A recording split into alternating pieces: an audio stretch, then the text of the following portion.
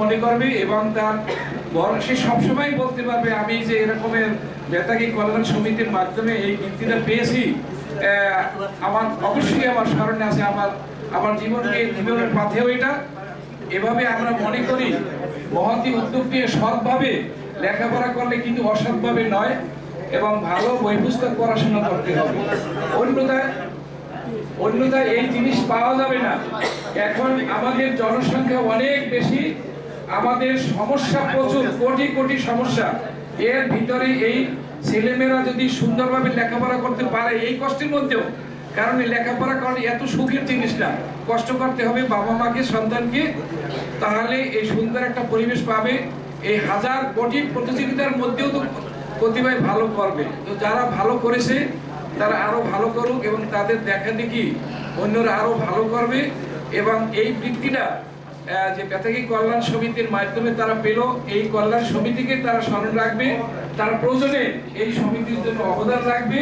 এবং বিশেষ করে দুর্বাইদের অন্য তার সহকর্মীদের নিয়ে এই কার্যক্রমটা নিয়েছেন, অনেকদিনের পরে সফল হয়েছে। এটা ওনার মনেও খুশি যে আমি অন্তত এরকম একটা অনুষ্ঠান করতে পেরেছি। সুতরাং উনি যেমন ভালো, নিজের মন ভালো লাগছে, ওনার খুশি হয়েছে, আপনারাও খুশি হয়েছে। সুতরাং এই বিষয়টা যেন ভবিষ্যতে আরো এই ধরনের অনুষ্ঠান করা যায়। সবাই উদ্যোগ নিতে পারবে না, মানুষ তো একদিন চলে যাবে, আপনার বড় হবে না, বাড়ির থেকে উদ্যোগী হবেন। তাই আমাদের এক ভাই বলেছেন উদ্যোগটা সবচেয়ে বড় কথা, চাকরি করাটাই বড় কথা না, আমাদের বিদেশের জন্য আমাদের সুনাম নিয়ে আমরা যেতে পারি, এটি আমাদের সবচেয়ে গর্বের বিষয়। বাংলাদেশ ছোট একটি দেশ, কিন্তু জনসংখ্যা অনেক বেশি। এই দেশকে উপরের দিকে নিতে হলে আমাদের আয়ের পথ বাড়াতে হবে, বিশেষ করে মেধা মননের মাধ্যমে বিদেশের সাথে যোগাযোগ করে আমাদের এই দেশকে আরো সুন্দর ভবিষ্যৎ দিতে হবে। কারণ অনেক ক্রাইসিস আসবে দেশে, অনেক অর্থনৈতিক সমস্যা আছে। সুতরাং এর মধ্যে থেকে আমাদের বাঁচতে হবে। আমি আমার বক্তব্য দিচ্ছি না। এই আয়োজনকারী যারা, বিশেষ করে দুলু ভাই এবং বেতাগী কল্যাণ সমিতি, তাদের সাফল্য কামনা করে, আপনাদের সকলের সুস্বাস্থ্য কামনা করে, এবং যারা বৃত্তি পেয়েছেন তাদের উজ্জ্বল ভবিষ্যৎ কামনা করে আমার এই বক্তব্য শেষ করছি। আসসালামু আলাইকুম। সুপ্রিয় উপস্থিতি, যে সকল শিক্ষার্থীরা বৃত্তি পেলেন তাদের নিশ্চয়ই একটু আনন্দিত অবস্থা এখন।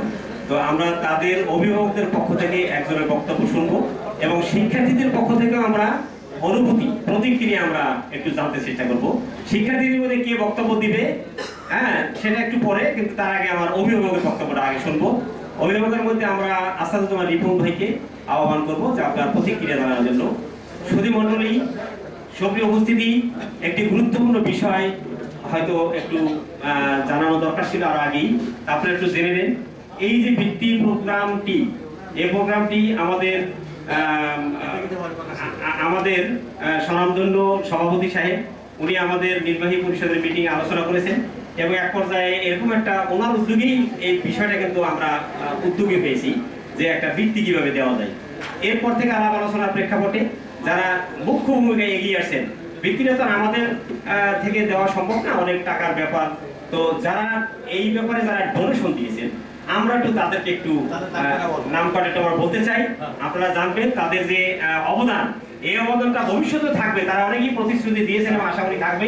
এবং যদি আমাদের ভুল ত্রুটি হয়ে থাকে, আমরা সকলের কাছে বলবো, ক্ষমাসুন্দর দৃষ্টিতে দেখার জন্য বলবো, এবং ভবিষ্যতে আরম্ভপূর্ণ অনুষ্ঠানে আরো সুন্দর করে যাতে আমরা বৃত্তি দিতে পারি। এটা তো প্রথমবার, ভুল ত্রুটি আমাদের আছে, এটা মেনে নিয়েছি। তো যারা ডোনেশন করেছেন, শিক্ষাবৃত্তি SSC 2023 প্রদানের জন্য যে সকল ব্যক্তিবর্গ ডোনেশন প্রদান করেছেন, তাদের নামটি আমরা বলে দিচ্ছি, আপনারা তাদেরকে চেনেন এবং জানেন। 1 নম্বরে ডাক্তার মোহাম্মদ সুলতান আহমেদ, মঞ্চের আজকে